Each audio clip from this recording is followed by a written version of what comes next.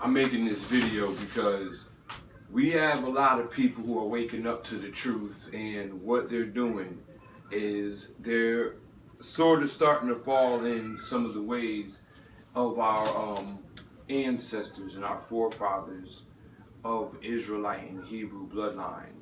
And by doing so, they're either making themselves feel more important or using the word Yah. Do not use the word Yah and call yourself God.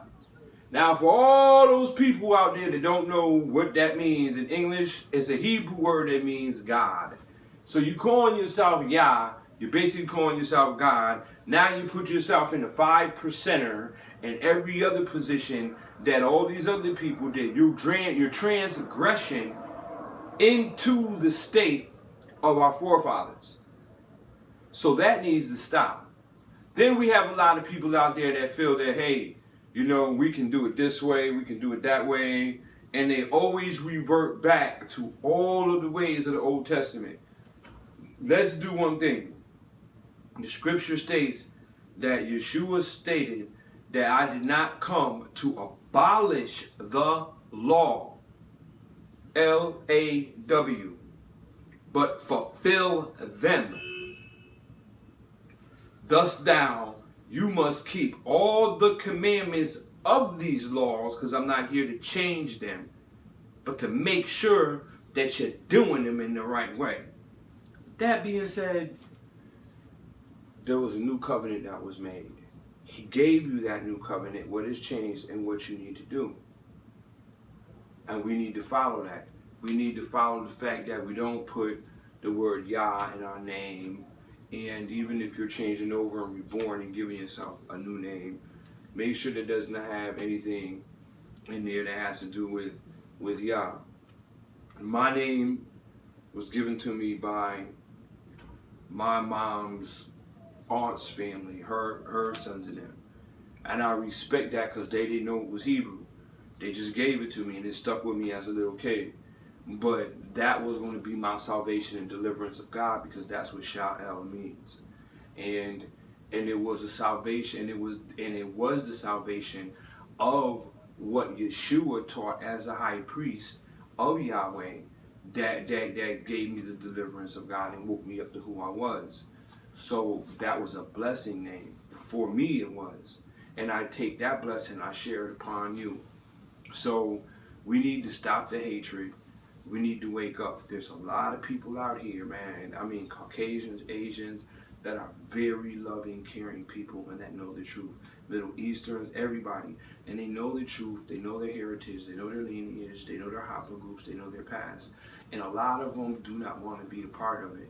But when you start putting hatred in the whole 9 yards, when you start acting as such, the Ashkenazis do, they converted.